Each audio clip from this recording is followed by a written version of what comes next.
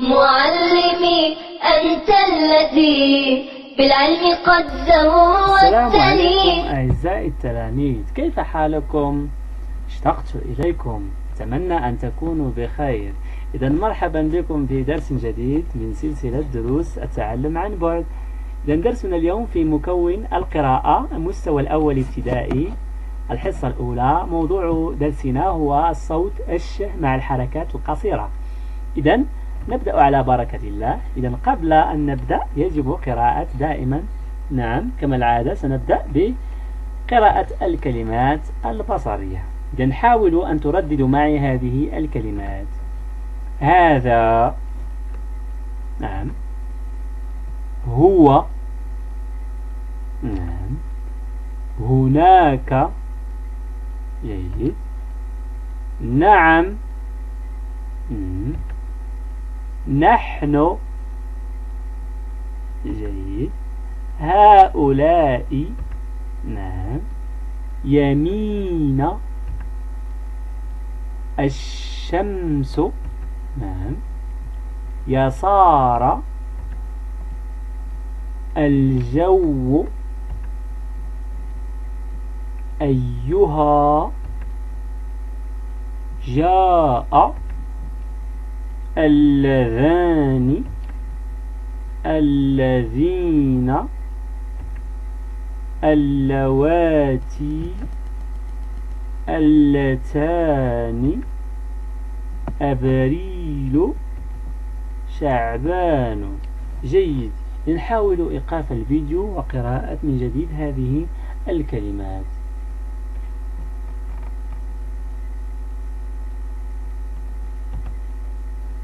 جيد. نمر الآن إلى الوضعية أو الوضعية الانطلاق. إذن ماذا تمثل هذه الصور؟ هذه الصورة، نعم. جيد. شجرة. صورة أخرى. جيد. نعم. شمعة. صورة أخرى. هذه ليست سمكة وإنما قرش. جيد. صورة أخرى. نعم. طربوش. جيد. صورة أخرى. نعم. مشمش. نعم. صورة أخيرة. نعم. ماذا تمثل هذه الصورة؟ نعم. شرطي. جيد. إذن بعدما تعرفنا على هذه الصور، إذن المطلوب منكم تحديد الصوت المشترك بين هذه الكلمات. سأعيد هذه الكلمات: شجرة، شمعة، قرش، طربوش، مشمش، شرطي. جيد. إذن ما هو الصوت المشترك بين هذه الكلمات؟ نعم. جيد. إذن الصوت المشترك بين هذه الكلمات هو الصوت ش، هو الصوت الش. جيد. هو الصوت ش. جيد. لاحظوا معي هذه الكلمات. من يقرأ هذه الكلمات؟ نعم. نعم. الكلمة الأولى. جيد. إذا الكلمة الأولى شجرة. الكلمة الثانية، نعم، شرطي. جيد. كلمة ثالثة، نعم، شتاء. ثم الكلمة الأخيرة، نعم، من يقرأ؟ جيد. شمس. جيد. إذن انطلاقا من هذه الكلمات، أو ما الصوت الأول في كل كلمة؟ نعم، ما هو الصوت الأول في كل كلمة؟ جيد. إذن الصوت الأول في كل كلمة هو الصوت ش، هو الصوت الش. جيد. الآن سنقوم بتحديد مخرج هذا الصوت. صوت ش. أعد ش. إذن مخرج هذا الصوت من أين؟ نعم، هناك 3 مخارج. هناك الشفتين، اللسان، ثم الحلق، ثم الجوف. إذن هذا الصوت ش. ش من أين؟ أين يخرج؟ نعم، من اللسان. جيد. وبالضبط في وسط اللسان. لاحظوا معي، يعني يخرج من هذا المكان. جيد. إذن نمر الآن إلى تحديد الكلمات التي تتضمن الصوت الش، وذلك باستعمال الحركات المتفق عليها. يعني إذا كانت الكلمة تتضمن الصوت الش نرفع اليد، وإذا كانت لا تتضمن الصوت الش يعني لا نرفع اليد. جيد. إذا الكلمة الأولى نعم من يقرأ سمكة. سمكة هل تتضمن الصوت ش؟ انتبهوا جيدا، س وليس ش. نعم إذا لا تتضمن الصوت الش. نمر إلى الكلمة الثانية شبل. استمعوا جيدا، شبل. نعم إذا تتضمن الصوت الش. إذا نرفع اليد. صورة أخرى أو كلمة أخرى شاشة. استمعوا جيدا، شاشة. نعم تتضمن الصوت الش. نعم. صورة أخرى نعم دجاجة. دجاجة. جيد، إذا لا تتضمن الصوت الش. نعم. صورة لحشرة أو حشرة. حشرة. نعم حشرة. جيد، إذا نرفع اليد. ثم آخر صورة من نعم هذه صورة تمساح. تمساح. نعم لا تتضمن الصوت ش، إنما تتضمن صوت س. جيد، لا نرفع اليد. إذن الآن سنمر إلى تحديد موقع الصوت. سأعرض عليكم مجموعة من الكلمات والمطلوب منكم تحديد موقع الصوت الش، وأيضا ذلك باستعمال الحركات المتفق عليها. إذا كانت الكلمة في أول، أو إذا كان الصوت الش في أول كلمة نرفع اليد اليمنى، وإذا كان في وسط الكلمة نضع اليدين على الصدر، وإذا كان الصوت في آخر الكلمة نعم نرفع اليد اليسرى. جيد، إذن شقوق. أين يوجد الصوت هنا؟ جيد، إذن سنرفع اليد اليمنى في أول كلمة. كلمة أخرى حشرة. أين يوجد الصوت هنا؟ جيد، في وسط الكلمة. في وسط الكلمة، إذن نضع اليدين على الصدر. كلمة أخرى نعم قرش. قرش. جيد، في آخر الكلمة، إذن نرفع اليد اليسرى. كلمة أخرى نعم فراشة. جيد، إذن أين يوجد الصوت هنا؟ جيد، في وسط الكلمة. نعم، إذن يدين على الصدر، نضع اليدين على الصدر. كلمة أخرى نعم هشام. جيد، هشام. نعم، إذن الصوت يوجد في وسط الكلمة، إذن نضع اليدين على الصدر. أيضا عشرة وسط الكلمة. شمس. نعم، جيد، إذن نرفع اليد اليمنى. نعم، يخدش. يخدش. جيد، أين يوجد الصوت هنا؟ نعم، في آخر الكلمة. جيد، صوت آخر نعم شهر. شهر. شهر. نعم، في أول الكلمة، إذن نرفع اليد اليمنى. جيد، إذن الآن نمر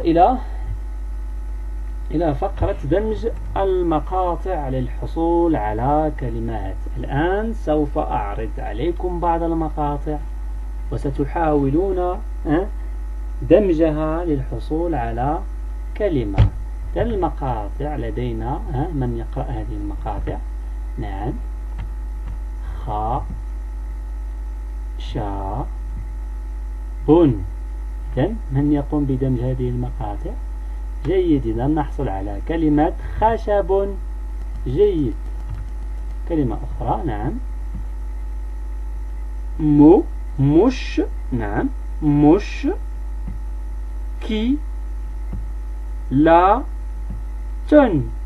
نعم، من يقوم بدمج هذه المقاطع؟ جيد، نحصل على كلمة مشكلة.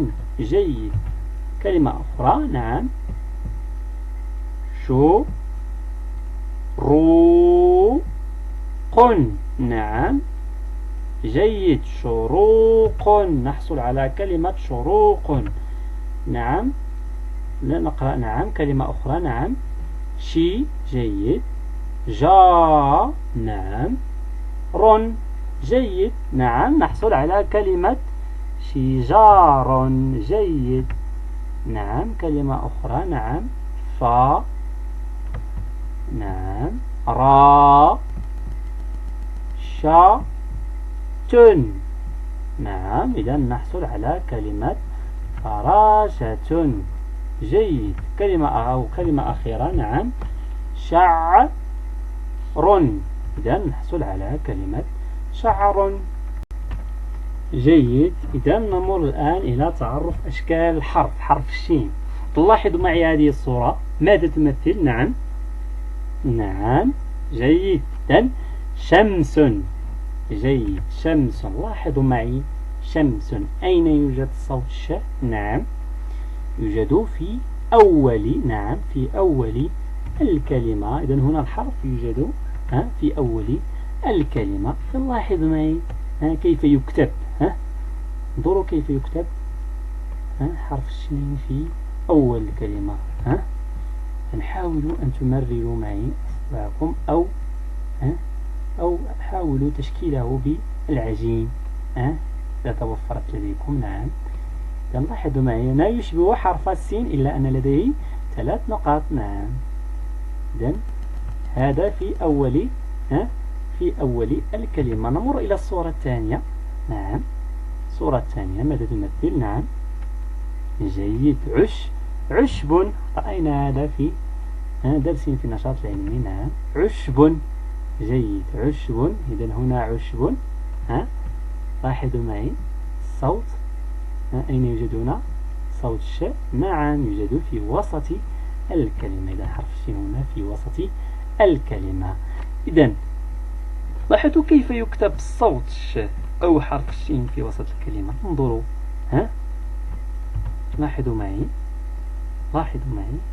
أيضا حاولوا أن تشكلوا نعم العجين أو تمرروا أصبعكم جيد. إذن هنا ماذا لديه نعم لديه يد تمسكه. إذا كان الصوت أو إذا كان حرف الشين في وسط الكلمة تكون له يد تمسكه جيد. إذا نمر إلى الصورة الأخيرة. نعم جيد. إذا ماذا تمثل هذه الصورة نعم عش جيد عش. لاحظوا معي كلمة عش هنا ش أين يوجد في آخر الكلمة. لاحظوا كيف يكتب. لاحظوا لديه سنة سنة جيد. إذن يشبه حرف الذي تعرفنا عليه سابقا الذي هو حرف السين يشبه إلا أن هذا لديه 3 نقاط. جيد. إذا نمر الآن إلى التجزيء المقطعي. تلاحظوا معي هذا الجدول. نعم إذن سنقوم بقراءة هذه الكلمات. إذا من يقرأ هذه الكلمات نعم الكلمة الأولى نعم شجار. نعم كلمة الثانية شجرة جيد. كلمة أخرى شعاع. ثم كلمة أخيرة أشباح جيد. لاحظوا معي الكلمة الأولى شجار. من يقوم بتجزيء هذه الكلمة إلى مقاطع نعم جيد. نحصل على المقاطع التالية شي نعم جا جيد ثم رن جيد. إذا نحصل على المقاطع التالية شي جا رن جيد. إذا كم من مقطع لدينا نعم إذا لدينا 3 مقاطع. إذا أين هو المقطع المتضمن للصوت الش نعم أين هو نعم جيد. إذا هو هذا المقطع شي نعم هو شي جيد. أعد شي يعني شي يعني ش زائد كسرة. نمر إلى الكلمة الثانية. من يقرأ نعم شا جا را تن شجرة. إذا من يقوم بتجزئة هذه الكلمة نعم إذا نحصل على المقاطع التالية شا جيد جا جيد. ثم را. نعم. تن. إذن كم من مقطع لدينا؟ جيد، 4 مقاطع. شجرة. إذن أين هو المقطع المتضمن للصوت ش؟ إذن هو شا. هو شا. جيد. هو شا. إذن شا يعني ش زائد زائد حركة قصيرة التي هي فتحة. جيد. نمر إلى الكلمة الثالثة. نعم. شعاع. من يقوم بجزء هذه الكلمة؟ إذن نحصل على كلمة شعاع. إذن أيضا ثلاث مقاطع. المقطع المتضمن للصوت ش هو نعم هو شو.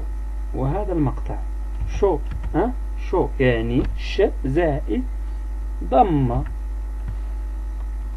إذا لاحظوا معي هذه الكلمة الأخيرة أشباح.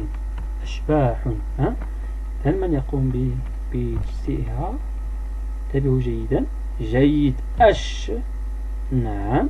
ثم با. ثم حن. أش با حن. إذن 3 مقاطع وليس 4. جيد. نمر الآن. إذن المقطع المتضمن للصوت ش هو أش. هو أش. المقطع هو ش. ش. جيد. إذن هنا لدينا سكون. سكون. لدينا حركات قصيرة كسرة فتحة ضمة. ثم لدينا هنا السكون. إذا الحركات القصيرة 3. شي حرف مع الحركات شي شا شو شي. نحاول أن تقرأوا هذه المقاطع. نعم. شي شا شو الش. جيد. سنعيد. نعم. هيا نعيد. نعم. شا شو شي الش. ش. ش. جيد. إذن حاولوا قراءتها. حاولوا قراءة هذه المقاطع من جديد. نعم.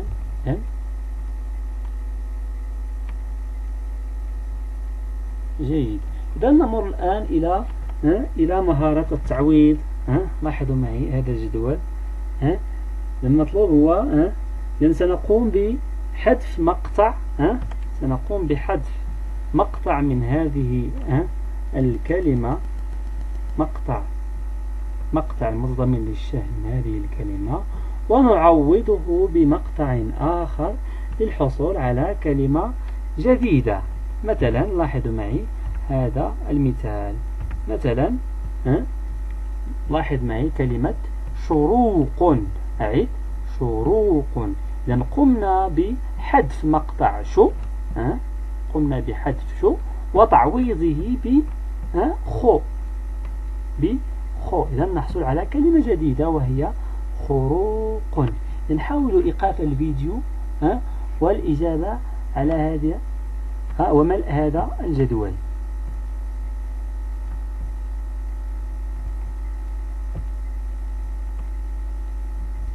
جيد. إذن لدينا كلمة أشرار. أشرار. إذن سنقوم بحذف مقطع أش. سنقوم بحذف مقطع أش وسنعوضه بأس. بأس. إذن نحصل على كلمة جديدة وهي نعم. ما هي هذه الكلمة؟ جيد. أسرار. أسرار. كلمة جديدة. أسرار. كلمة أخرى لاحظوا معي. شهد. شهد. شهد. ما هو؟ سنحذف المقطع شا وسنعوضه ف ونحصل على كلمة جديدة وهي نعم فهد. جيد. فهد. نعم. ثم آخر كلمة يشكر. يشكر.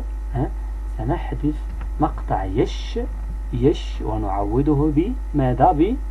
نعم بمقطع آخر وهو يم. يم. نحصل على كلمة جديدة وهي يمكر. يمكر. يمكر. جيد.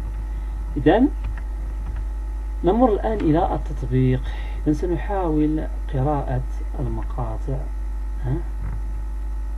مقاطع المتضمنة للصوت الشه وفي مواقع مختلفة. إذن نعم هذا المقطع في وسط الكلمة. لمن يقرأ شا جيد، ثم شي، هنا شو. مقطع في أول كلمة. نعم من يقرأ شو. نعم ش زائد كسرة شي، ش زائد كسرة ها شي. نعم كلمة أخرى أو مقطع مقطع آخر. نعم شي ش زائد كسرة شي، ثم نعم شا، ثم أخيرا شو. إذن سنحاول من جديد قراءة هذه المقاطع. نعم نعم جيد جيد. نعم نعم نعم جيد جيد. إذن نمر الآن إلى قراءة الكلمات. من يقرأ هذه الكلمة؟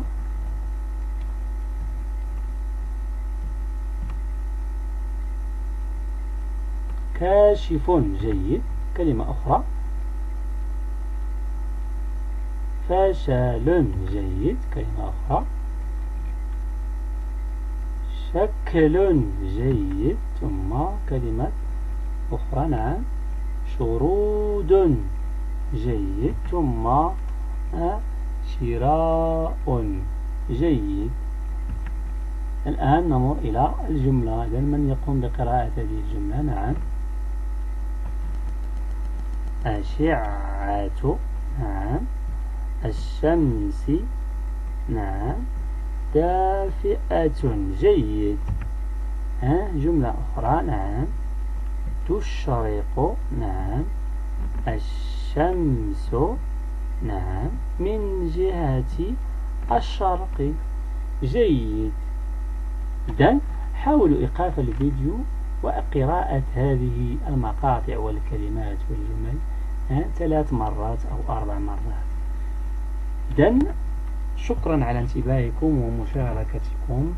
إذن سأطلب منكم البحث عن كلمات أو أسماء 10 أسماء أو 10 كلمات تتضمن أسماء شخصيات مثلا أو حيوانات أو خضر أو فواكه، يعني 10 كلمات. جيد. إذن نلتقي في حصة أخرى إن شاء الله.